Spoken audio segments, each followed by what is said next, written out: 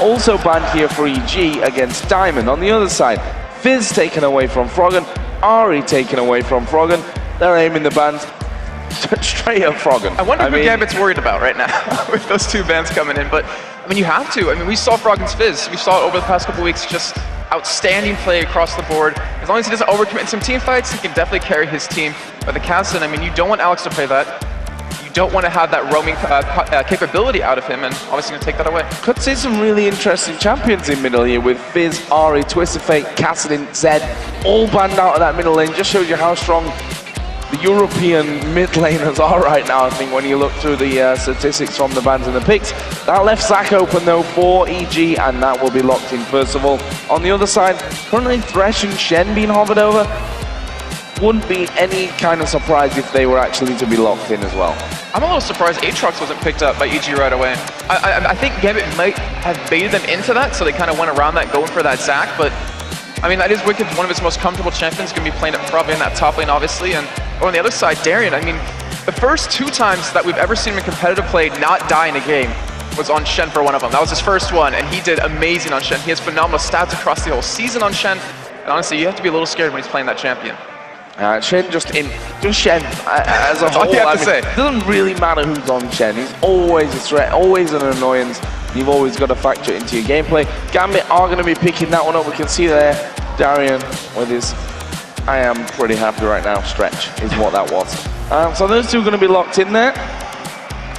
I think we're getting trolled with those. I was like, I don't remember seeing Teemo last picked up. Did they change the Teemo last second? No, of course it didn't. But I would like to see a Teemo. However, I don't believe it'll come out in this game. Right now, hovering over Aatrox and Blitzcrank. Obviously, the last time that these two teams met, we did see Froggen playing Blitzcrank, Crepo playing Anivia. That's not going to happen today, though. Yeah, I mean, when we're doing the lineups, I'm like, potentially Froggen in the mid lane, I was thinking, potentially Crepo as support. But I mean, yeah, with what's at stake right now, I mean, they had fun in that game. It was like 2, 3 in the morning when they were playing that. You don't want to go for anything like that. You want to play your game like they were saying in the video. They want to play where they're confident, and that Aatrox will get locked in. So it looks like we should have Wicked on Aatrox, as we're talking about a little bit earlier, and Snoopy on Zac. Yeah. So we've actually seen Snoopy do really well on Zac. I believe he's 2 for 2 right now on him. And the whole range initiate with that E, you level it up first, that elastic slingshot, you can catch them so off guard. It really gives you these very strong ganks. But I think it was Wicked who even said, if I'm playing Zac against a Shen, I'm going to dominate him. So that also kind of makes me worry a little bit. Maybe Snoopy's been playing Aatrox. Well, Karthus has been locked in here for Gambit on the other side, and we know how dangerous Alex is. We've seen his Karthus. Previously we had this legendary game where he farmed so incredibly well. He was up at like 300 CS after 25 minutes or something, and was like, wow. You can't stop a Karthus that gets that far. See how that one works out for them today. Obviously, the Zyra was the other pick here for EG that we're pretty much sure will go over to Crepo. Of course, it could always change and end up being that Zyra in the middle, but not really something that Froggen usually brings to the table. Gambit here with their 4th pick, taking time, and it is going to be a Virus. Pretty much the comfort champion right now for Genja. Also gives Alex the ability to get into the middle of the team fight and stay safe with that chain of corruption, especially with that Shen ultimate coming in, and not to mention the taunt. It's a lot of control, it's a lot of damage. And it's funny that you said, Alex, 300 CS 25 minutes in, he's going up against the only other person to beat him in that was Froggen with 323 minutes. So he's going to have a very tough time in that middle lane, I'm assuming. But what is Froggen going to play here? Because he has the opportunity to counterpick right now. Yeah, but there's not a lot left on the table, is it? Zed, Cassidin, Fizz, Ari, Twisted Fate, all gone from this one. And Nivea is still open. But statistically, Crepo's better at Anivia than Froggen this season, which might play into things as well. This Caitlyn for Yellow P that he's hovering over right now is pretty much a guaranteed. He's been playing so much Caitlyn recently, and it looks like we will see Froggen go towards the Orianna, which for me anyway on the blue side would have been a safe pick with the Ori banned, but obviously against his Karthus, pretty good pick as well. Not to mention the ball deliver system that we got going on. You have an Aatrox who can potentially do it. You have a Zac who can jump in with it. And if you catch that onto a Karthus, you can kind of hold him back from getting into the middle of your team. But look what we got coming in for Gambit. I'm excited to see this. That's one thing that they didn't ban out in this one. The Lee Sin, which Diamond, of course, earlier on in his career was so famous for. Such an incredible Lee Sin player. Last couple of weeks, you've seen him bringing that out more and more, even though he still believes that it's not the best champion around, which is a strange thing considering how much he's picking it, and that's going to be his choice for this one as well. So we are going to get to see Diamond on that Lee Sin. Not to mention how well he's been doing with it, considering he's calling it not as strong as it used to be. But right now, Gambit, they have a very scary lineup. Like, they have a very snowbally composition where if Lee Sin gets an early kill, he's going to get really strong. If Karthus gets a kill, he's going to get very strong, as well as Genja, because he's just so damn good on Varus. I mean, to be honest, that's why he picked it 16 times in the summer split. But then for EG's side, I mean, you have a lot of kind of comfort champions. With Wicked on Aatrox, he's going to be happy in that top lane. You got Yellow Pete, more importantly, on Caitlyn, like you were saying before. He's done so well with Caitlyn the last couple of weeks, and he's really starting to shine through for his team, which he hasn't really done throughout the summer split. And giving him something like that pretty much guarantees they're going to have a strong lane. Yeah, it's almost like they've rewired Yellow Pete, you know? He's gone from this passive, almost sluggish farmer that, you know, never really caught anyone's eye in games, or, except if he did something bad, of course. But he's turned into this guy who's not afraid to 90 caliber net during team fights into the rest of the enemy team to actually be picking up kills. Like, he's really changed up his gameplay, and you could say the same a little bit over for Genja as well, because he's also, or he was also, that passive, almost not in the game guy. You certainly didn't really notice him a lot of the time, and he'd just kind of sneak off, farm a lane for a little while, and before you knew it, he'd come back into the lane. You're like, where did he get that 250 CS from? Where did he get that lead back that he'd already lost in the lane? And both of them can do that kind of thing, but they've both shown that they can turn it aggressive when they need to. So we're going to get into game here then. It is match number 1 between EG and Gambit. Let's not forget here, guys, we're playing for our final spot for Europe for the World Championships. And Joe, if I were to say in the beginning of the spring split that EG or Gambit would not be in the World Finals, would you have believed me? Because honestly, I would have even believed myself. If you'd have said that Lemon Dogs were definitely going to be there, and either EG or Gambit weren't going to make it, I probably would have laughed in your face and give you a slap. But we've been proven completely wrong by this one, and Lemon Dogs yesterday looked like the top place team, you know. They pretty much destroyed Gambit. Like, they didn't really have too many problems with them.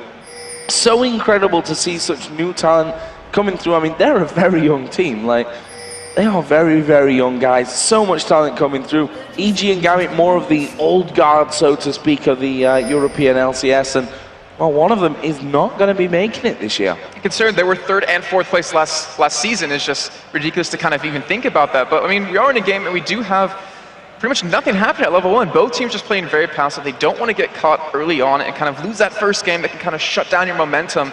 And Yellow P is currently sitting on a ward. So right now, Gambit, they know where EG's bottom lane is going to be, and they have the opportunity to lane swap if they want to, and it looks like they will go for that. They will send Genja and Vodo top lane against Wicked. Yep, against that Aatrox, which, honestly, Aatrox has been getting more and more, not only popular, but more successful in the actual games that we've seen him as well. I mean, at the very start, we saw Darian running him in the top lane. We saw him coming up in the jungle a couple of times, but wasn't all that impressive. But if you look to the likes of Cyanide yesterday, who pretty much went unmentioned, by the way, through the plays that he made, this Aatrox has become incredibly valuable to all these teams. Right now, Gambit aren't going in towards that blue buff. Going to be smited away there by Diamond, so that's an early start for them. EG on the other side are doing the same. They have to do this. Like, the thing is, Snoopy's at his own red buff, and they're going to be taking away the blue from Gambit. If they didn't do this, Gambit would have a strong 3 buff start right off the bat, and luckily for them, they do take that away. But now Snoopy, he's going to be a little bit behind in levels, but then again, so will Diamond. However, in terms of effectiveness in the early game, I would say Diamond on that Lee Sin would definitely do a lot more. And you know, yeah, I mean, the Aatrox, it's kind of taken a while to get going. It's taken a while for people to finally figure out exactly how you play him. But we did see Wicked yesterday against Soa. It was just 1v1 him around level 3, picking up that first kill, where Kennen should have an easier time. Yeah, and that was incredible to watch as well. And the fact that XPK after that said, that shouldn't really happen. Yeah. That really slowed our game down, put us in some real danger. But, you know, so as they come back to obviously start winning out that lane with the Kennen, as things went on. But in this one right now, a pretty defensive start. Obviously that blue buff trade-off that we saw in the early stages, kind of standard these days, honestly. Like, if someone goes to blue, you've got to counter it. Otherwise, you're going to be 1 buff behind at the start, and that is a horrible position to be in. And what's kind of weird about this one was it went over to Yellow Pete because Snoopy was at his own red, so he was able to get blue. He's able to shut the lane a lot quicker, and from that, I wouldn't be surprised if they try to take a very early turret and then try to kind of swap the lanes around and give Wicked an easier time, because right now, it's currently 2 to 4 in CS. Yeah, it's not that much right now, but it's going to kind of have an impact as the game goes on. So Snoopy coming up to defend this top lane turret, as we see Gambit already putting pressure down on towards this mid lane. Diamond just hanging around there. He's going to be stealing away that Wraith camp. Interesting to see how Alex really does on this card. So we said it before, farming machine. On the other side, you've got Froggen, who himself is a bit of a farming machine as well. Going to be interesting to watch how these two players develop throughout the course of the game. You're going to already see the pressure that's kind of happened on a Froggen, as we do see Snoopy going in for a gig on a Voidal. Yeah, they had a ward down there, but they're not going to be quick enough to react to that one. He's down below half health right now. Voidal's going down from this. Snoopy going to pick up first blood. Brilliantly done. And there we see the danger of that Zac jungle.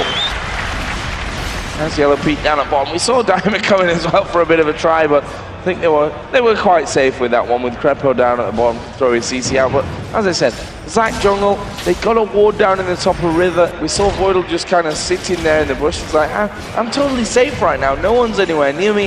And then you've got the Zac jumping straight over the wall. And with Shacker coming to the team, you just see the difference in Snoopy. He's so aggressive now. His ganks, I mean, over the past 4 or 5 games have really worked out in the early game, and he's doing a fantastic job, not to mention gets that early assist over to Wicked, gets that pressure in that lane. For Wicked now, I think he might have the possibility of 1v2 in here and actually picking up a kill. Fantastic job by Snoopy. Brilliant stuff, and that's actually going to give him a pink ward here early on. We see that Wicked has picked up a Doran's Blade with the boots in there. He obviously did start with that elixir as well, so you just see what he gains from that with just 20 CS on the board. Yeah, and that pink one, I'm thinking about where that's going to go. Maybe he wants to put it in that top lane and gank it over and over, get that Aatrox fed, get him going early on so you can get that early Blade of the Rune King. And you typically don't see junglers pick up a pink like that unless they're going to go for an objective like Dragon, or maybe go for invade onto a buff. But or even on the other side, you know, they've got the kill, or the assist at least onto Wicked right now in that 2v1 lane.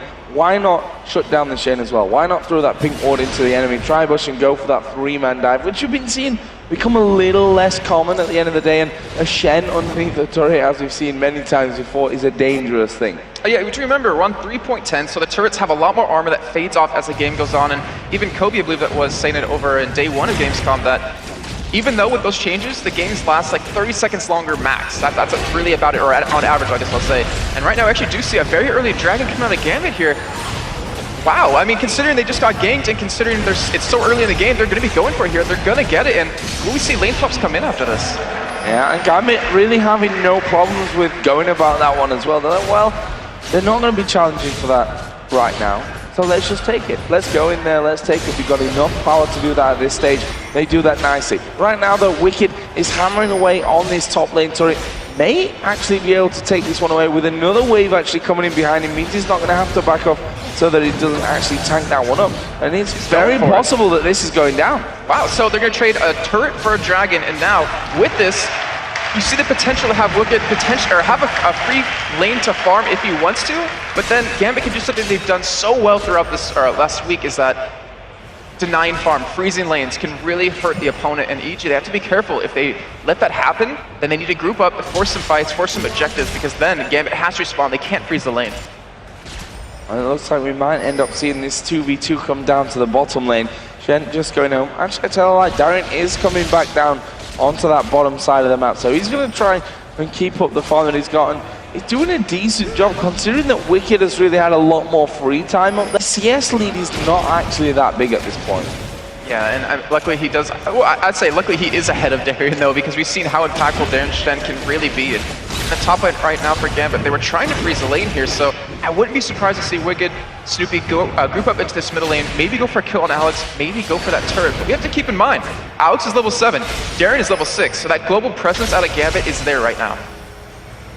Let's see if that comes into play here in the coming moments. It could be very dangerous for EG. You've always got to, every single plan that you make in terms of, okay, it's going to be 3v1 if Snoopy comes down to this bottom lane, you've always got to factor that Shen into every single equation when that ultimate is available. So see how that one goes. Wicked at this point, not really too scared, but hats off to Darian in this 2v1 situation with a lot more pressure on him. is keeping up very well. He's been doing a great job, and if he goes for that Sunfire Cape as his first buy, he's going to be really strong. Snoopy finally did commit that pink ward over at Dragon, and he is kind of set up towards this bottom lane. Maybe they want to go for the dive, but I think they just want to push that turret down, if anything. However, he just kind of goes back to his own jungle, and this is like the first time we're going to see him go, or the first time he's going to go back to his red, and all those buffs will be taken around the entire camps. So let's have a look at the CS elsewhere. Karthus, Alex Ich, 81 to Froggen 68 right now. Got himself that tier already stacking up nicely with the Health Crystal and a Doran's Ring. Other side, Chalice already done here for Froggen. And I was thinking back to EG's game yesterday where Yellow Pete, if he got ahead in CS, he would really stay ahead and really be impactful. Right now, he kind of has a lead over his his opponent. He hasn't really been able to build up any items just yet. And Diamond, who on this Lee Sin hasn't really been impactful in this game as he's trying to make these ganks work, but EG, they're just warding up so well to stop this. And that's the thing with that Lee Sin as well. If you don't have an early game impact, then you're probably going to struggle throughout the rest of the game to actually get things going on that front. Gone with those boosts of mobility, which I think, because of how unsuccessful he's technically been in terms of getting into those lanes, those boosts of mobility are really important for him right now to allow him more speed around the map to get in there and try for that impact that he's longing for. And you also don't see the double Doran's Blade that he typically builds to get that extra damage early on if he does get a kill or an assist. And he's being forced to go pretty much right to that straight tank, but it looks like EG are going to pick up their second turn of the game here. If a decent gold lead right now, and Dragon will be coming up in the next couple of minutes, so if they can contest that, take that off the back of this, they're going to have a very healthy lead. Well, that gold lead would look a lot different if Gambit hadn't taken away that first Dragon. As we see Wicked diving in there on towards Diamond, you can see that half of his health gone from that. And honestly, what are they going to do here in this middle lane? We can see that Snoopy is waiting off to the side there as that Zac, and they may just decide to jump in here. There is a shockwave onto Alex Ich. They go into him. Shen gonna try and come down, but it's gonna be too late. Snoopy picks up that kill, and what a dive there from EG. And that's the kind of team that they've got right now. And almost, okay, they're just kind of going for the turret, and then all of a sudden, bam, they're on top of you. This is what we talked about before the game even started, that three-man hit squad with Wicked, Snoopy, and Froggen, and they're pulling off the kills. They're shutting down Alex, even though he's ahead in CS. They have that middle turret already very low right now, and then the damage they have coming out was enough to kill Alex before Darren could even get into that fight. So EG off to a fantastic start right now, and they're going to commit. They're going to get this turret. Yep, and that, of course, leaves No Stand United up for quite a while now, and a possible danger here for Gambit, as EG are going to take turret number 3. All outer turrets now down for them. Let's see what they do off this one. It becomes now a lot easier to control the vision of the map, to really have full vision of where Gambit are going, and you'd think then, after that, the Dragon, which is now coming up in less than a minute's time. Yeah, and funny enough, in their 8 matches in the regular season, EG took the first turret 6 times, so it kind of shows they're very aggressive. They want to go for kills early on and push those turrets down. And it sounds so wrong when you say that. It shows that EG are a very aggressive team. I know, right? Which is not really the EG that we were used to seeing, but they've shown us already towards the end of this of the summer split and now into the playoffs that they're quite willing to change up their style. Obviously, bringing N-Rated here as the analysis has just worked out for them so well. They seem to have been able to change successfully as to what they're going to do, with a good mix of the old as well in there. Yeah, I mean, we've heard from a lot of teams that did have roster changes, roster swaps throughout the season, is that one thing a new person brings into the team is like a new energy. They're working really hard, as we do see actually a gank on a Genshin here. I'm not sure if he's going to live. I don't believe he will live from this one. He's going to get knocked up here by the Stranglethorns. Yellow P going to take that one out, and just caught completely out of position there. No wards right now. Yeah, no wards on that side. The Dragon is available. EG don't really have a timing on that one. That's the problem. Gambit almost snuck that one away earlier. Yeah, and Snoopy, luckily, he did clear the vision, so they know it's up. They're already starting to collapse on this, but Gambit, I was thinking maybe they want to rush it down as quick as possible as Froggen's going to be coming in from the back, but Genshin down another 3 seconds, no ultimate up for him, which is so key in how the lineup of Gambit's really going to work. Not to mention that Stand United is still down, but that Sunfire Cape is almost done. So here coming EG walking in there, Varus respawning, so Genji's going to be able to get into this fight here shortly. And Gambit, they need to basically hold off until Genji actually comes near this one. They can push middle. They can force Gambit into a choke point if they want with their ultimates that they have. The ultimate coming out of Oriana can lock them up, and you already see the damage that Froggen is doing to Diamond here. So really, EG, they don't need to force a Dragon. They can force Gambit to go there, and then just capitalize on it by taking that second middle turret. Well, Gambit are still holding strong here. They still want to put up a fight for this one. We can see there the Genja build coming out for him once again. Triple Doran's Blade plus that Berserker Griefs. And on the other side, Pete almost got his Bloodthirst to finish. Yeah, the thing about Genja is he's always been an innovator. Remember, he was one of the first AD carries to ever build Ninja Tabai on an AD carry. But with these Triple Doran's Blade, I don't know if it's really going to get caught on by anyone else. It's kind of one of the things we asked his manager, why does he do that? And his manager's like, I don't know. I really don't know. But we do see Froggen getting caught here with the Thresh Hook. But Gambit, they're really hesitant to go for engage because Genja is in this top lane. And this is typical Genja, you know. I'm off farming my lane. I'm trying to be quiet about things and go in there, as we are going to see Voidal taking a lot of damage. The dart comes in from EG, and he is a dead man. Nothing they could do to stop that one. Let's bounce from Snoopy will pretty much force everyone away, and Genja just going to keep pushing there on that top side.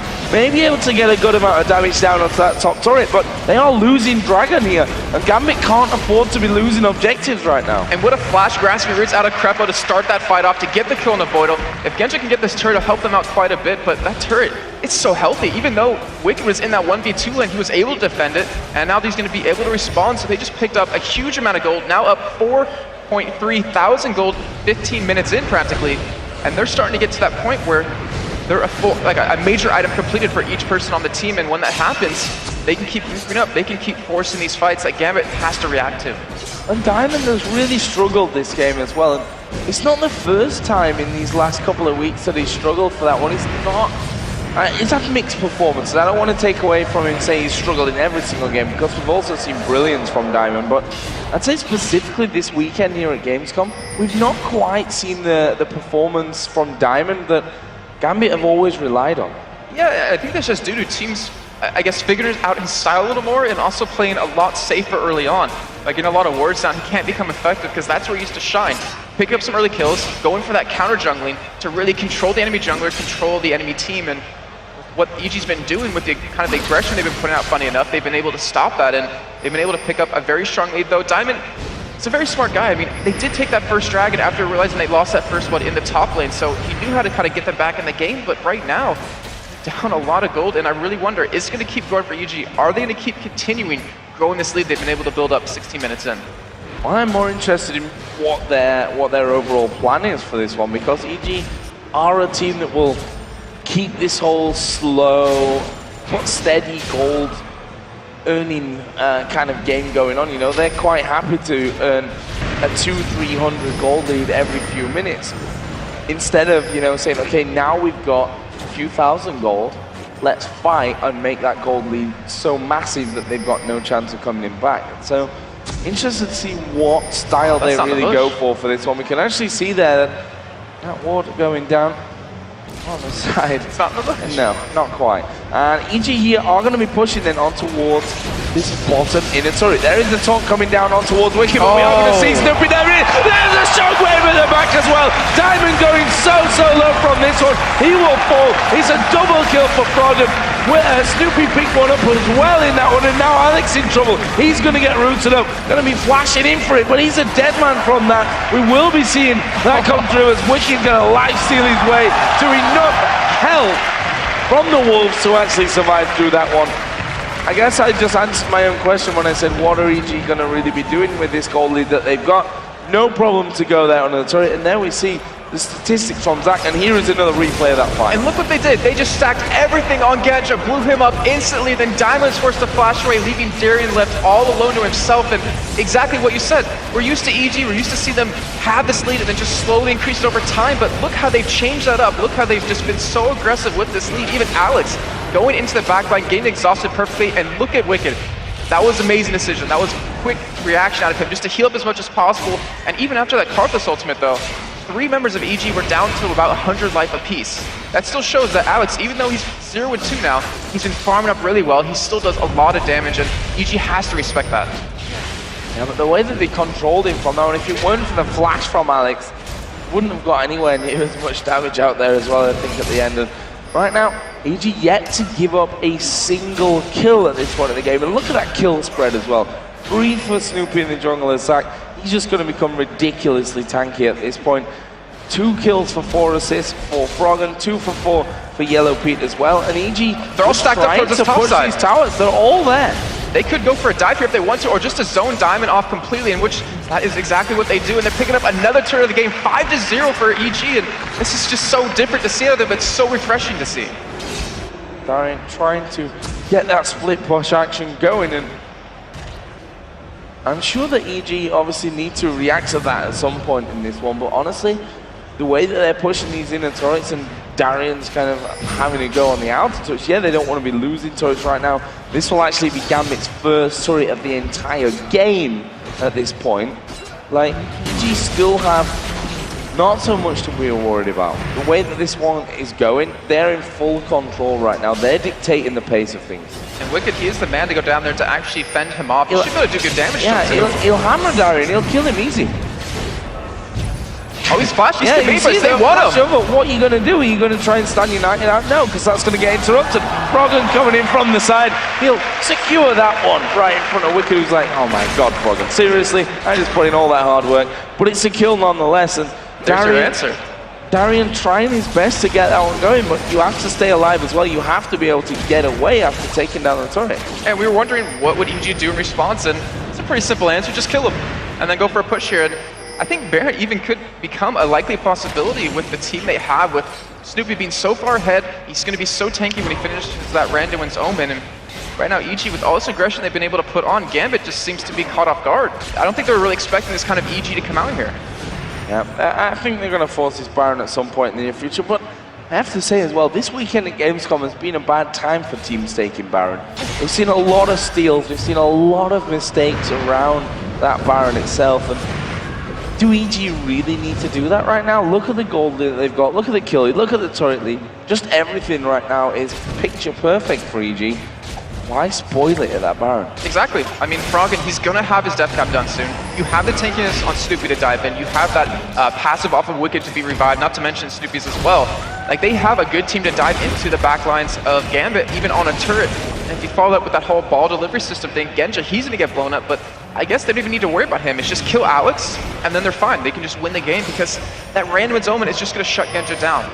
And the thing about Wicked right now as well, that he's almost a perfect counter to Darian. Yeah, of course he doesn't have teleport, but Darian's not going to be able to stand United into a fight. Even if it comes then down to a 4 versus 4, EG is still going to have the edge on that one. Without that control of Shen, it's very, very hard for Gambit, even in that 4 versus 4. EG going for another Dragon. I'm actually thinking to myself is that I think EG can go for a 5-on-5 fight here, as we do see Wicked going in, but I don't think he's... Actually, no, they're going to be able to catch him because Trebly's coming around for blue. Yeah, they're going for it again, and what's Darian going to do again? Like I said, the Blade of the Ruined King coming out there for Wicked, slows him completely down. Yellow Pete picks that one up as well, and Wicked's like, seriously, that's 2 times now, guys. Let me have a kill on this, man. Alex Hitch has pushed down the second turret of the game, but I hate to say it, this is very reminiscent, if I can get my words out, reminiscent, there we go, of a lot of games that we see Darian. It's almost, I've given up Darian right now. Like, getting caught out, not really seeming to care too much, honestly. It's like, well, I'm pushing the lane, if I get caught out, I get caught out. It's kind of very tricky. Similar to those big losses earlier. It's kind of tricky, though, because he's playing Shen, so it's like, that is his job to do, but he cannot afford to keep getting caught. Maybe he needs to buy up a couple of wards here or there just to get that vision so he can be able to get out in time. But right now, EG 10-0, 22 minutes in. A fantastic, flawless game for them so far, and Diamond, he's trying to make something happen. Like, you see him, he's trying to make these plays, but without his team behind him, they can't really do anything. Diamond has been a non-factor in this game. Like, he has not really been involved in this game whatsoever. We saw him going, put some ability as early as he could to, you know, have more attempts almost. Not going damage the way that we usually see him. Things start to go off so that those kills are almost more safe. We saw him go and put some ability, so he makes the attempts more frequent in the hope of actually getting something going from that one. And right now we're going to see Wicked going in towards Darian down in his bottom lane. Darian actually turning quite a lot of damage back around onto Wicked here, but his Aatrox, he can just flash steal it all back. Yeah, I don't think Wicked's going to care too much by that, but the thing is, they're stopping Darian's push consistently. Froggen's coming down, but I don't think they're able to pick him up here. And now EG, I mean, there's one thing I'm worried about, is that we see them play a lot of games. Oh, actually take a second on that diamond. He's waiting on the side. Yellow Pete, don't show yourself. We're going to get picked off here. and he might be in a very bad place. Yeah, Daimi's gonna come around. This could be the first kill for Gambit. Yeah, that ace in the hole coming through, and Yellow Pete now going to be caught out completely. We see him kicked in there through that wall of pain, and well, he's going to be a dead man. There is Diamond to actually pick up the first kill of this entire game for Gambit. Well, it's taken him 23.5 minutes in there, but finally gets a kill, finally gets some impact on the game.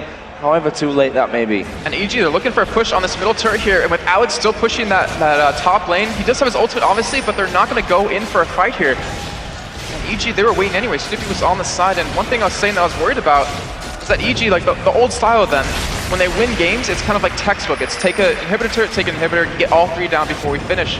And if they do that against a Karthus, if they keep letting them farm, if they do that against a Darian or a Shen and a Varus, they could be hurting themselves, but right now, haven't really been making that happen. They've actually been being very aggressive and really trying to force these objectives down. So let's have a look down some of the items here. Not done that for a little while. Spirit Visage now in there for Wicked on that Aatrox, and added that into that Blade of the Ruined King. Froggen on the other side. Let's look at him. Second needs the Large Rod coming in after picking up that Rabadon's Death Cap and the Athene's Unholy Grail. And you just know that these shockwaves, when they do come in, when we actually see some kind of team fight, which has actually been avoided by Gambit for quite a while by now, because they know that there's probably not much chance until they get the likes of Alex really fed up and get some itemization going on for him. I'm interested to see how the shockwaves go, because the shockwaves haven't been brilliant for Wicked this weekend when we've seen him on Orianna. Yeah, and for Froggen, sorry. Yeah, I knew what you meant. We all knew what you meant. Obviously, they're not being great for Wicked because he's not played Orianna. But I do like actually the whole Large Rod coming out of Froggen, because it means to me he's going to go with Zhonya's. And why I really like that is the fact that he can Zhonya's the Karthus ultimate and use his Command Protect on Yellow Pete, who doesn't have to build Magic Resist right now. He doesn't have to do that to kind of counter it with the Protect always going to be on him. He's going for an Infinity Edge right now, and right with Gambit out of position, EG are just going to rush down middle lane. This is a total positional play here from EG. We see that Gambit, or EG knew that Gambit were on the top side of River, and they said, well, we've got you here, we've got you positioning. And we are going to be going in on towards this inhibitor turret. We are going to see Lee Sin coming around the back. They've got in for Yellow Pete, but in the end, he's going to be able to get away. They turn the damage around there on towards Diamond, and he is already down below half HP. Wicked doing so much work there at the back. Alex Hitch is going to go down. Requiem's going to come in, but it's going to do not too much here. Wicked actually going very low. Does get his passive pop there at the end with a nice snipe down from Genja. But as the ace in the hole comes through, Voidal nicely blocking that one. Doesn't matter. They're going to be able to take this inhibitor turret and back off. That's a great job of them just to react to where Gambit was, to push that turret down, and really have to give Diamond a lot of credit. He got in the back. He kicked Yellow Pete into the middle of Gambit's team. Fortunately, I guess he didn't counter in the flash and the 90 cover net to get away. As we're going to see this replay one more time. You're going to see him. He's going to come in onto Crepo and just walk over with the Ward Trump to kick him in, but it just, unfortunately, wasn't enough. Yellow Pete was able to dodge that Chain of Corruption. Darren wasn't able to taunt him and lock him down, and he's just left on that side to do a lot of damage. And look where this Shockwave comes down. It actually keeps Genja out of the fight for quite a while, which mitigates so much damage. And then Crepo getting the exhaust down to Alex, kiting him away with that.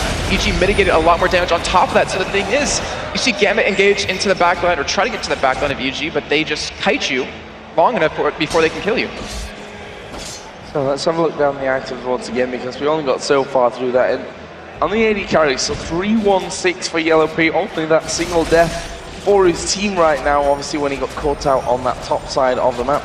Got a Bloodthirster, got the last Wisp, but now you see his Caitlyn statistics as well, which are very, very positive for him in the playoffs. But also, if those statistics also to include the last 2 weeks, let's say, or specifically Super Week, if we're honest, would be even more impressive. This Caitlyn has really brought out the best in Yellow Pete recently. Yeah, I totally agree. It seems like he's taken this entire summer split to find that one AD carry that he really excelled on, and it looks like he was finally able to find it. And you know, in our featured matchup between Yellow Pete and Genja, we talked about the AD carries. They have to step up for their team. They have to be able to make the big plays if that team wants to be able to win and get into Worlds. And so far, Yellow Pete, he's been able to do that. He's been roaming with his team.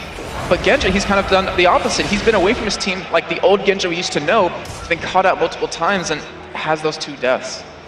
Yeah, 2 deaths to his name. Darren is still trying to get that split push action going down. I think that Sunfire Cake finished off early on. Got home guard boots in there as well. There's another Dragon goes over towards EG, and that maintains a 10,000 gold lead here for EG. Wow, Froggen, he's not scared at all. He's just chasing him down. He got him down below half health already. That is just crazy. Yeah, scared of what? There's nothing to be scared of in that situation. He's got so much more power than Diamond could even dream of having against him right now. He's not had that early game start that he wanted. Froggen up at 3-0-5 at this point, all you know, approaching that 300 CS mark. We are going to be seeing the first inhibitor of the game go down here. Gambit actually grouping up to try and stop this one from happening. And they seem to have scared them a little bit, as we do see the hot concert Snoopy. He is by far and away the tankiest member right now, and the team is down. Actually coming around the back. Yellow PB focused down. There is a shockwave though into the Ulster backline. Alex Hitch going to go very, very low. Stand United being used, and Darian actually doesn't get over there, and Alex Hitch is going to die anyway. He's currently a 1-for-1, but EG not done. Oh no, Alex actually channels ultimate before he even died, so now he doesn't even get it off, and that is a danger of Elise Sin if you kick Yellow Pete into another team. If you have that taunt land, Gambit can win the fights, and I'm not 100% sure, as we're going to see in this replay, but watch Yellow Pete is, as we get later on, I think if he auto-attacked, instead of using his Piltover Peacemaker, he actually would have been able to lifesteal through the Ignite. But as you do see, kicks kicked in, you see Krepo standing in the middle, zones him off with that funnel that Gambit has to walk through, and there it is, the ultimate coin of Alex. It gets killed because he thought he was already dead. Unfortunately, he just ends up dying. That would have been a lot of extra damage, but honestly, I don't think it really would have changed the fight around either way. Well, that leaves us at 13 for 3. Still a 10,000 gold lead here for Evil Genius. So 7-2 in turrets. And yeah, they've died a couple of times in that one, but still it's going to plan. Like, the good thing for EG is that if they make these mistakes, they've still got time to rectify them. Like, they're not at a point where, probably even if they get aced, they're still going to be ahead anyway in the game. But obviously that can change very, very quickly. It's not something that EG will certainly rest on in terms of that one. From Gambit's side of things, they need to make plays like that happen. And the thing is, look at where we've been fighting this entire time. It's always been on Gambit's side of the map. So if Gambit does win a team fight, they're not able to push any turrets down. They're not able to get any objectives off of that. So EG, they're going to be starting up Baron here. We have Darren actually down over towards the bottom side of the map. He doesn't have his ultimate available, but Alex, he's coming in from the side, and he has to be very careful. Yeah, and they're actually going to go off towards Alex here. Acing, they're all going to come through. He's down to half HP. There's a shockwave coming out. Let's bounce as well. Diamond is going to go down. Alex already dead. Voidal having to try and flash away, but Froggen will flash over after him. Double kill picked up by him. Can they keep going? Snoopy is chasing through. He has to back away. Cell Division was used up in that last fight, and that will be a 3-for-0 here for EG. They could go Baron, they could push now. They've got a lot of options with super minions raining into Gambit's base. They did commit a lot of ultimates into that fight though. They have to be very careful here, and with the super minions pushing, just like you said, they only have to bait them in. They don't really need to take this right now, but then again, there is no swipe for Gambit. This should be a free take, and that was just a fantastic job by EG just to realize why potentially throw it at Baron, just take it safely. When Gambit comes in, turn around, fight him right away. They had great ward control to see where Alex was, and they come out with that Baron. So far, the plan that EG have obviously brought into this game is working out so well for them right now. Mikhail's Crucible coming in there as well for Krepo, an item which we've seen him going for more and more as things have gone on. Specifically this weekend, he's really been going for that a lot. Which is, you know, we don't talk about that item really probably as much as we should do, because it is a massive thing. Yeah, I mean, look at that last fight that we saw EG pretty much lose 2 members. There was Yellow Pete going down. If he didn't get taunted, he would have lived. So you pop the Mikhail's Crucible on him, get him out of that taunt, give him that little bit of an extra heal, and then you, like, who is Gambit going to really lock down? And, you know, Krepo, he always said that's the perfect item on Sona, but he's been picking up on Zyra quite a bit. He picked up yesterday. I think he's picked up every game over these past 2 days now. And that item, if you hit the right person at the right time, if you're in the back of your team and you're not engaged on, then you can really turn fights around. So let's see how things move forward. Up to now, Froggen's Orianna has been very impressive. Shockwave's always landing for him. He's got 607. But look at Snoopy, 508 on this stack. And we'll see if bans next time around to change. Even if Gambit were to, you know, stage a massive comeback and win this one, they probably think about changing their bans for this next game around. Because of how things have gone this time. Yeah, we've had a Twitter question a couple of weeks ago. It was, what was the most improved player throughout the summer split of LCS? And I think Snoopy is definitely a candidate for it over these past 2 weeks. He's really stepped up for his team. And just like you said, 5-0-8 right now. His engages have been spot on. His aggression and knowing the limits of his champion backing away when he needs to has just been perfect. And right now, if these super minions pushing middle, EG's not in a hurry to take this turret down. However, they have Caitlyn. They have that ability to siege this turret down very easily. As long as they keep Alex and keep Diamond away from their team, they're going to look very solid to take this inhibitor down. Well, you say that Snoopy's a candidate for that award of most improved player of the season. I'm just going to go out there and say he's not a candidate at all. He's actually is that person. Like, I don't see anyone in the league that's shown such a stark contrast from almost a point, which was the Shaka joining into the team. Right now, EG actually going to dive into this one. Snoopy coming in the back. Voidal going low. There is Darian, pulled in by the shockwave. He's not going to be able to live through this, or is he? He gets exhausted in there. They dealt with Alex Hitch off towards the backside. Requiem going to come down. Pete picking up a double kill. Snoopy actually going very, very deep from this one. The turret hit there is going to be popping his passive off from this one. And actually, he doesn't have his passive available. I'm just lying as I go along. Frogan going to come in there as well. Takes down Voidal in the end.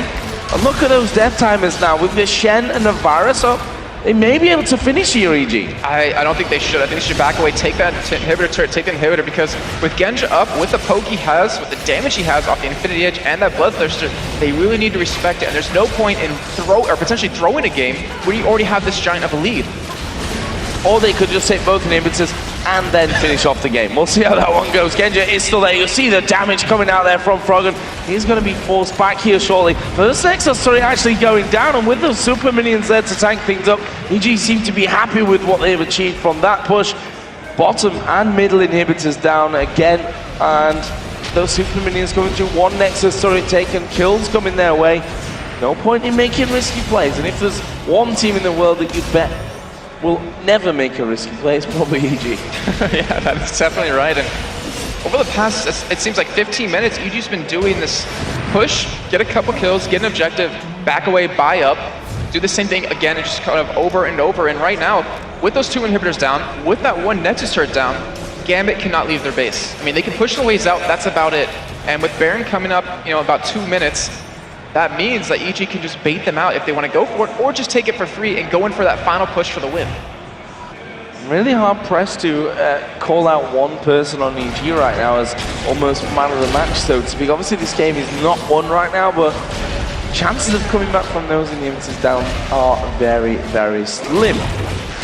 We say two ninjas in pajamas. Yeah. But slim doesn't mean impossible, and they managed to do that, so good job by them. But usually it doesn't happen that way. Come on, it usually doesn't happen that way. Just by the numbers. The first one going down, the teams that take it down win 93.75% of the game. So that kind of shows you with two, it increases even more.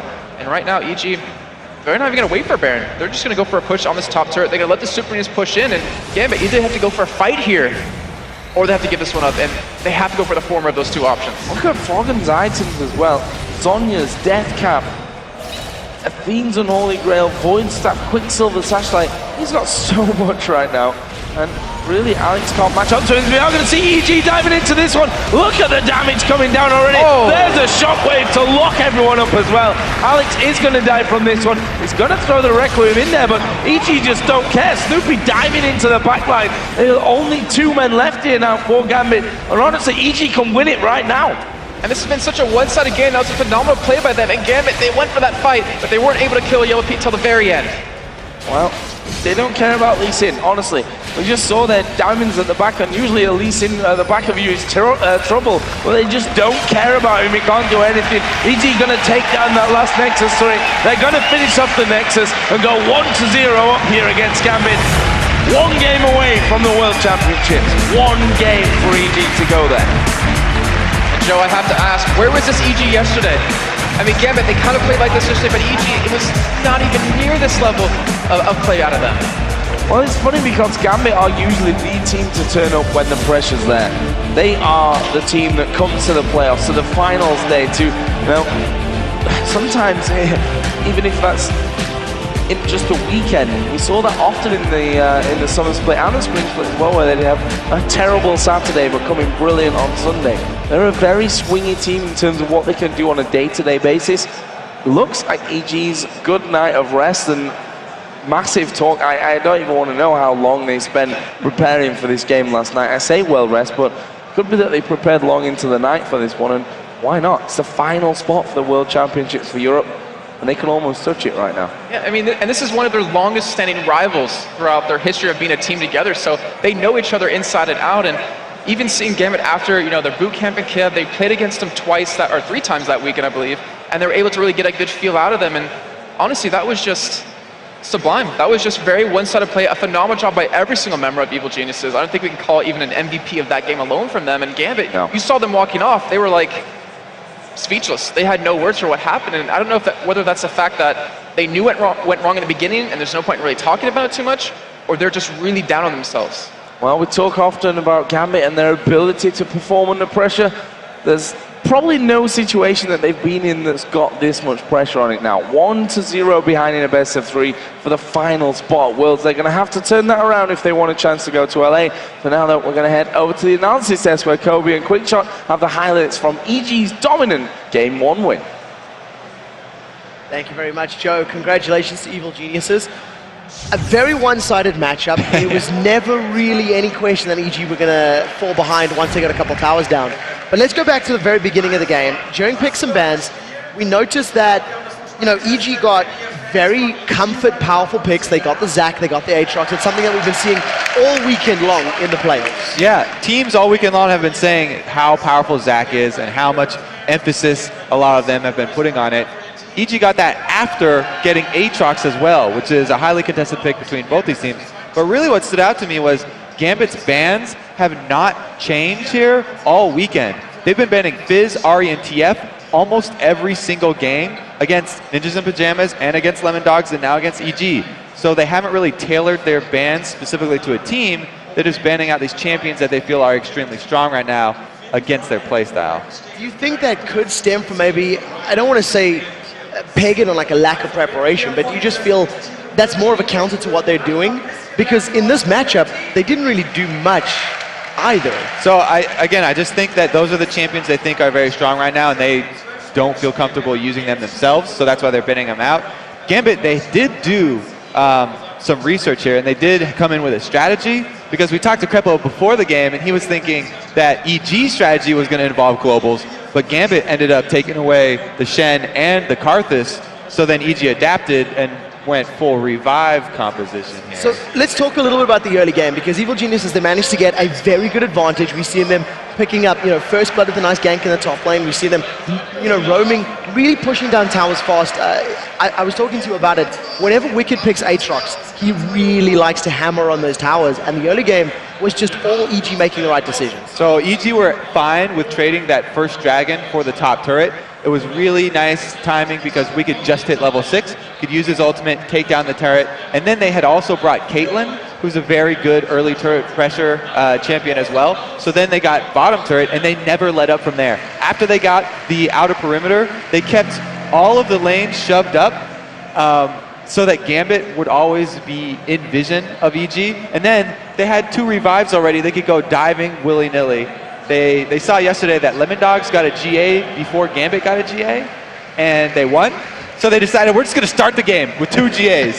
Gambit have no chance. Well, it's actually, I'm quite happy you talk about Cat, because we do have, the first replay is going to be one of these tower dives. Let's pull up that very first replay onto your screen. It is going to be this mid lane dive, and it really just exemplifies that what you were just talking about. Yeah, this is Snoopy and Wicked being very happy with the picks that they have. You can notice that both of the side lanes are shoved up, so they do have vision of the rest of the Gambit team, and they feel fully confident diving on Alex, using everything that they have, because there's 2 members that will just come back to life. Let's roll this clip through.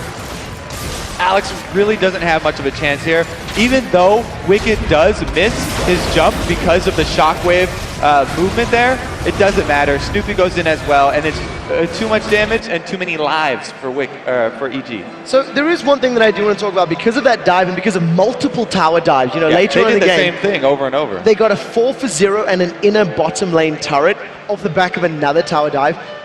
Tower diving and Evil Geniuses is not something that we have come to expect or associate with the team. Yeah, I was thinking this is kind of a style swap between these 2 classic rivals here. Usually it was, if you think back to a year ago or even the beginning of this split, EG are the ones with the longer game plan. They like to stall it out more, whereas Gambit are always making the first moves, very early aggressive team.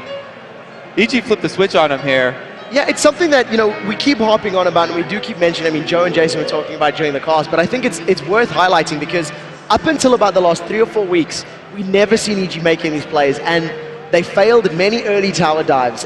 During the spring sprint in particular, the number of times they gave up double buffs was just ridiculous, and they have managed to make it work for them. But this game also, Gambit, they weren't exactly making the right decisions. The second replay that we can bring up on your screen right now is really highlighting how Evil Geniuses took advantage of Gambit's misplays and miscalls. Yeah, this was a very sort of interesting misposition by Gambit. They have Genja up top, split pushing, but the 4 members that are around Dragon aren't even strong enough at this point to take 4 members of EG, and there's 5 members here, so they get a little bit too close for comfort. EG make them pay for it. Let's roll this clip through, and we'll see. It's going to be Voidal here because of the flash snare there from Crepo coming in, and Snoopy timing that one as well. It was only 1 kill, and it was a support kill, but it was an unnecessary loss for Gambit, and it turned into the Dragon for EG. They were able to rotate up to top and defend the turret as well, and those weren't the only mistakes Gambit were making. They also got caught out several times because of the map control that EG got from taking all the early turrets. They kept trying to split push there for Gambit and paying the price because they didn't have enough wards. So we'll have to see how Gambit are going to respond going into game 2. The one thing that we can really highlight is as the game did go on, Diamond Prox really found a way to get Yellow Pete. In every single team fight for the last 3 or 4, he was able to use that ultimate, kick Pete back into the team. But he kept it interesting. But the rest of EG was just so far ahead, it wasn't really going to be a problem. What do Gambit do going into game 2 now? Ban Zac, pick away Aatrox, or vice versa? It doesn't. If we look at what they've done already this weekend, it doesn't look like they're going to be changing their bans.